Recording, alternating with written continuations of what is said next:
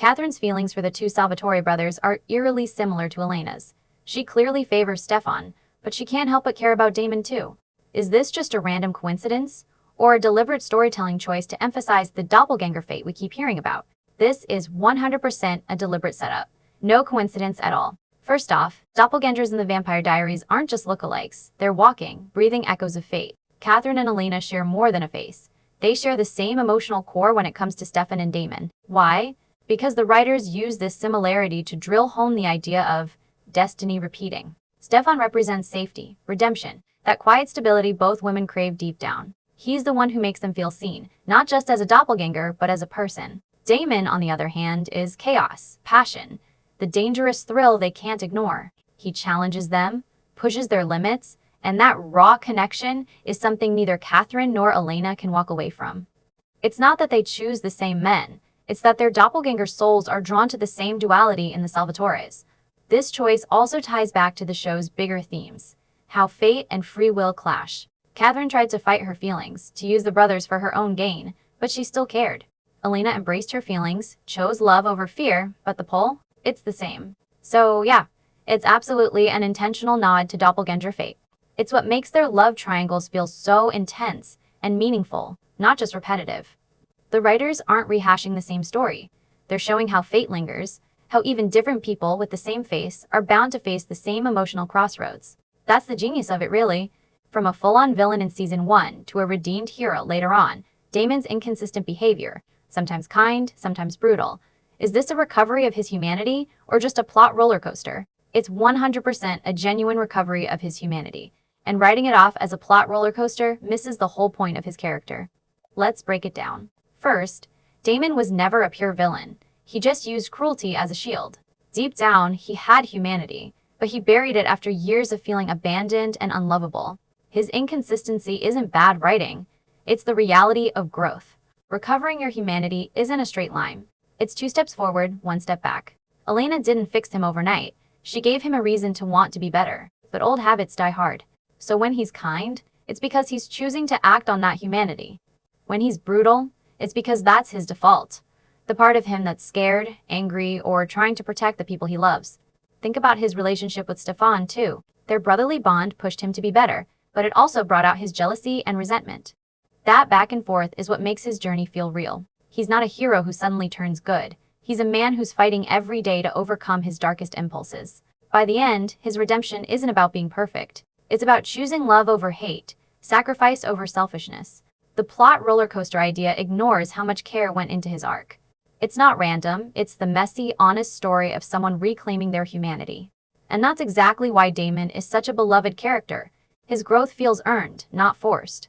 Damon killed innocent people early on, but later he's called redeemed just for protecting his friends. Is this values? One good deed outweighs all evils? Problematic? First off, let's get one thing straight. The show never says, one good deed outweighs countless evils. That's a misunderstanding of Damon's redemption. His journey isn't about wiping his slate clean with a few acts of kindness. It's about genuine, sustained change. Early Damon was a monster, no doubt. He killed innocents for fun, manipulated people, and didn't care about anyone but himself. But as the story went on, he didn't just protect his friends. He started to care about strangers, too. He stopped killing randomly. He felt guilt for his past crimes, and he made choices that put others before his own desires. Remember when he sacrificed his life to save Mystic Falls? That wasn't a one-off. It was the culmination of years of growth. The values here aren't evil is okay if you're nice later. It's about redemption being earned through consistent effort. The show doesn't ignore his past. Characters call him out on it constantly, but it also argues that people aren't defined by their worst mistakes. Damon's redemption matters because he fought to be better, not because his good deeds erased his evil. Could the show have handled it better? Oh, maybe, but the core idea isn't flawed. It's about hope, that even the darkest people can find their way back to humanity. And that's what makes Damon's arc so compelling. It's not perfect, but it's real. Growth is messy, and redemption isn't about being forgiven, but about forgiving yourself and choosing to do better every day. To escape being hunted for centuries, Katherine did whatever it took. She repeatedly used others as human shields and even sacrificed her closest allies without hesitation. So is this kind of extreme selfishness over-glamorized by the show, making her seem more charming than problematic? The show didn't over-glamorize Katherine's selfishness. It just gave us a nuanced look at why she's the way she is, and that's not the same as glorifying it. Let's break it down. First, Katherine's selfishness was born out of trauma, not arrogance. She was a young woman turned into a vampire against her will, then hunted relentlessly by Klaus for decades. Survival became her only goal. Using others as shields or sacrificing allies, it wasn't about being cruel for fun. It was about staying one step ahead of death. The show never frames this as admirable, it frames it as tragic. She's a prisoner of her own fear, and her selfishness is the chains. Second, the show never let her get away with it. Every time she used someone, there were consequences. She lost the few people who genuinely cared about her, she was betrayed in return, and she died alone. Remember when she sacrificed Elijah's trust? Or when Stefan finally walked away? Those moments weren't about making her look good. They were about showing that selfishness comes with a price. She's not a hero who gets praised for her choices. She's a complex character who's both hateful and pitiful. Third, her charm isn't about her selfishness. It's about her wit, her resilience, and her vulnerability that peeks through sometimes. She'd crack jokes to hide her fear. She'd fight tooth and nail to survive, but deep down, she just wanted to stop running. The show didn't make her selfishness seem cool. It made her a human, well, vampire, being with flaws that made sense. Compare her to other characters. Elena was selfless, Bonnie was heroic, but Katherine was unapologetically herself. The show didn't try to glorify her selfishness or paint her as innocent, it just let us understand her. That's not over-glamorization. That's good storytelling. We're supposed to be fascinated by her, not agree with her. And that's the key difference. So no, her selfishness isn't over-glamorized. It's just part of what makes her one of the most memorable characters in the show. Messy, flawed, and impossible to look away from. Katherine stopped at nothing to survive her whole life, but she ended up dying in despair. Is her end karma catching up? Or just being crushed by fate? Because it's not a simple either-or. Or, it's the perfect mix of both karma and fate. And that's what makes her ending so gut-wrenching. First, let's talk about karma. Katherine wasn't a victim of her choices. She was the maker of them. She used people as pawns, betrayed her closest allies without a second thought, and never hesitated to step on others to save herself. For centuries, she ran from her problems instead of facing them, and that loneliness we see at the end, that's the price of her actions. No one was there to fight for her because she'd never fought for anyone else.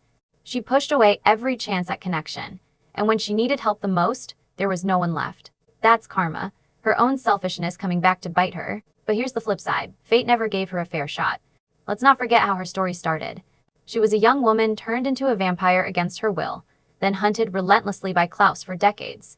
Survival wasn't a choice for her, it was a necessity. She didn't wake up one day and decide to be cruel. She learned to be cruel because the world was cruel to her first. Klaus's joy hung over her like a shadow, and every selfish choice she made was rooted in fear. Fear of dying, fear of being powerless. By the end, those two forces collided. Her karma left her alone, and fate delivered the final blow. She didn't just die because of her past mistakes. She died because the destiny she'd been running from her entire life finally caught up. She was a survivor to the core, but even the strongest survivors can only fight for so long. The show doesn't frame her ending as good riddance or poor victim. It frames it as tragic. A woman who was both villain and victim, undone by the choices she made and the life she was forced to live. So yeah, her end is karma catching up, but it's also fate crushing her. And that's what makes Katherine such a memorable character. She's not black and white, she's messy, complicated, and her ending feels earned, not forced. It's a reminder that sometimes the line between deserving and being victimized is thinner than we think.